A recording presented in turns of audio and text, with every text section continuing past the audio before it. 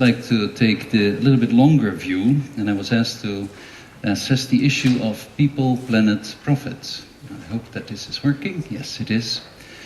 So it's the triple P, everybody talks about it, and yeah, sure, sounds like a nice deal, but how much can we really do? I have the impression that with the economic crisis, people get a little bit less attentive to the sustainability issue. They see it more as a luxury thing.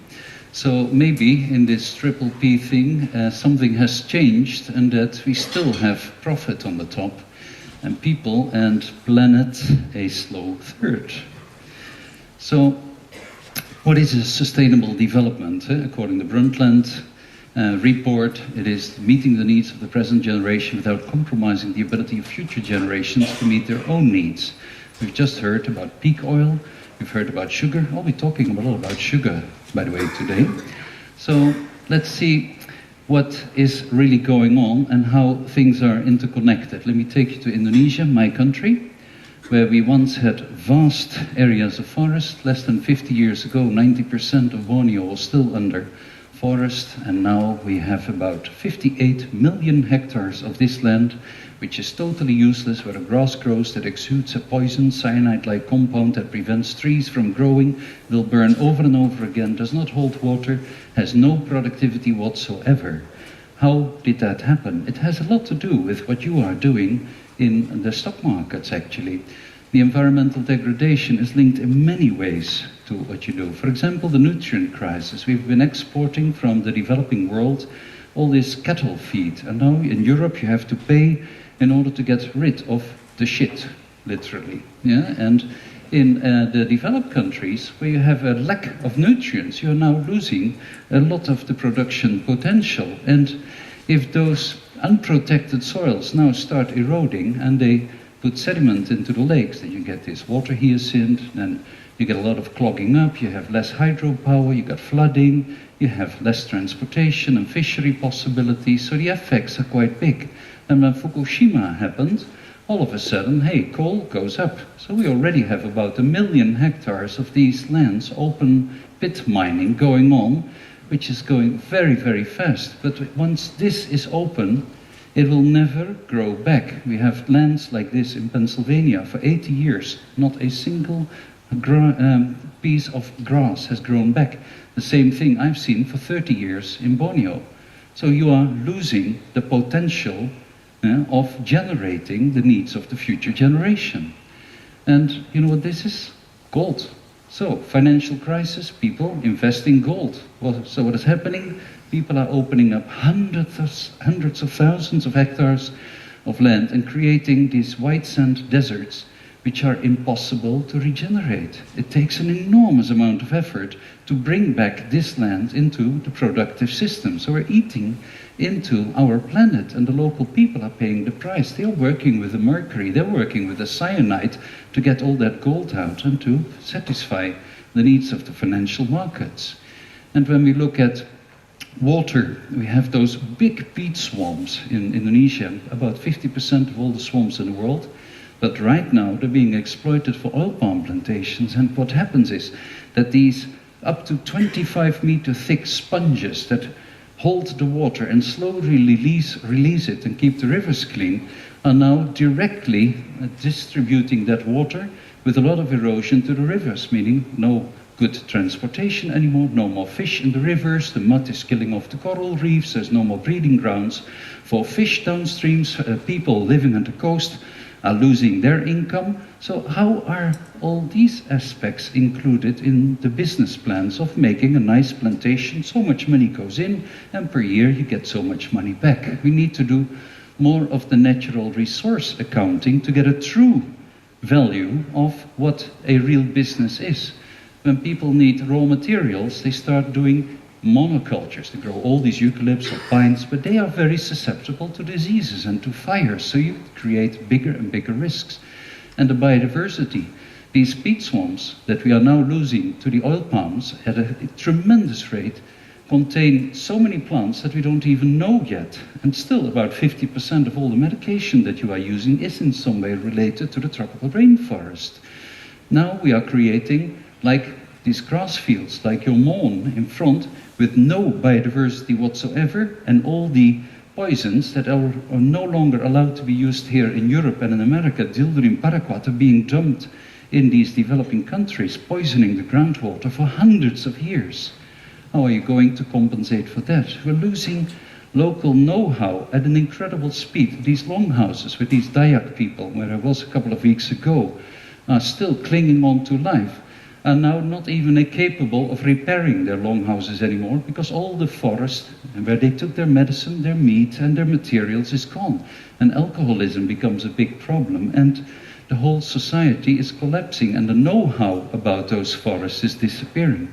Food security, when we decide to make ethanol from corn, it's directly impacting the food of a lot of people in this world. We know in Mexico that the prices rose, and we have had food riots already. They're going to be more and more abundant. And when we are opening these forest lands for reforestation, you may think you're doing reforestation, but actually you are creating a giant compost heap that is emitting all these greenhouse gases, which is going to lead to sea level rise, to loss of biodiversity, to creating less stable systems. And once these forests and that peat starts burning, it goes all around the world. That's the black carbon, sometimes called brown smog. It's depositing these particles on the ice sheets, and as a result, the glaciers and the ice caps are melting faster than ever before, and this is going to cause huge problems. And we are now already seeing in the Himalaya about a 40% reduction in the glaciers. And how many decades did Bangladesh and India fight about the water of the Ganges? More than 30 years, almost war. Finally they had a deal, and now the water is gone. They only have flooding or they have shortages. So what is happening with the raised temperature in the Gulf of Bengal? About 150 million people will suffer more extreme weather events, and they are going to flee. They won't have a future there. So what's India doing? Building a 6,450 kilometer long wall to keep those people out. Well, those people are also going to come to the developed countries. So the things at stake here are truly horrific. So if we look at deforestation in Borneo, it has been going on so fast. And the orangutans that I work with are suffering greatly. But it's not just the orangutans, it's also the local people, it's also the long-term economy and the potential to produce products. Those are not nice images, so people keep talking. Every meeting we keep postponing. People seem to be focused on these very short political re-election cycles only. There are no longer any real statesmen around that have this long-term vision. Where are we going with the United Nations? And yeah, you're all talking about the next year and the next year, but I'm thinking about where my grandchildren are going to be living and how they are going to pay the price for the decisions that are being taken today. So I'd like to show you something about Samboja-Lestari. This was one of those totally ruined areas, and I was challenged by my accountant saying, okay, wonderful, all this tree planting of yours, but you're really good if you can make a forest that's worth something in this place. So I took on that challenge and decided, yeah, let's try to create life in harmony. And I did it here in East Kalimantan on just a small area, 4,500 acres of totally denuded land. There was really like nothing left there. And yeah, you couldn't find actually a worse place. So the people were more than 50% jobless. They had huge health risks. They were the poorest district. They paid 22% of their income for water. There was no productivity of the soil left whatsoever. They had very low life expectancy, failed crops. It was a disaster area because it had been totally overexploited. First logging, then illegal logging, then slash and burn agriculture, and finally fires. Nevertheless, in 4 years later, there were twice as many jobs, and the people had much better health. There were much fewer social problems amongst the people, no more flooding, no more fires, and there was a value created of several $1 million a year in terms of drinking water while recreating a biodiverse system by integrating things. So this was where we put our little first hut in the middle of the area. And this is then 4 years later, and it turned into a green spot on the map of the Earth that you may think, okay, that's a nice little piece. But it was a special place because we planted many different trees and tried to do it in such a way that it created value, not just in terms of that little number on some account, on some piece of paper or on a screen, but really the long-term value. So we wanted to go from total destruction to creating a fully functional forest again, while putting the local people's interest in the first place. And at the same time still trying to do what we could for the biodiversity and show that it actually would bring you money. And I'm going to show you some numbers a little bit later also. So how do you do that? You start off with the begin situation, you have a plan. That's basically what all of you do. And then you make like a kind of recipe. What are your inputs? What are the factors that you can control in terms of fertilizer, plant choice, money that you put in? And then you look what are the outputs that you can then value, but not just value only the wood. No, you look at the security, you look at how people's home are, you look at what is the biological value. So that total package is much more in together as the sum of those individual parts, and those individual parts should be taken into account. So how do you do that in practice?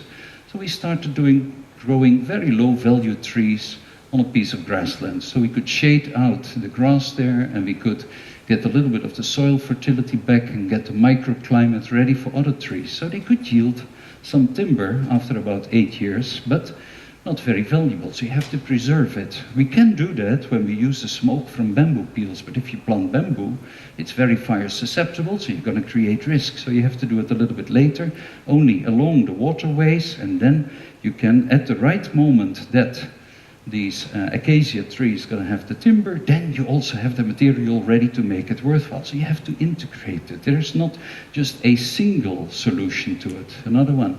How do you plant these trees? If you grow the crops between the trees, you have less competition. And you can also utilize the crop fertilizer to help the trees grow faster. So the farmers get free land because in the reforestation they can do it. The system yields early income, my orangutans get some healthy food out of it all, and we can reduce the growing expenditures while speeding up the regeneration. So it's really on integration. It's not about silver bullets, one thing, one solution, and it's much more complicated. If you look at the value of the nature, then we have a huge issue once you start destroying that system, once it starts collapsing with fires. This was what happened during the El Nino of 97-98. The fire started in January, and then in February, March, April, and May. So we lost 5.5 million hectares. CARE did an analysis of how the children were growing. There was no gain in weight for 1 year amongst the young children, younger than 12 years. They lost on average 9 IQ points. How much is that value that you have lost by taking these very big risks in opening up these systems, departing from sustainability? They're unacceptable for me. This was like 3 months. The automatic lights never went off because of the smoke of those forest fires. So you have to deal with the forest fires first, because if you can't do that, and that you can only do when you work together with the local people, then you can never make a start.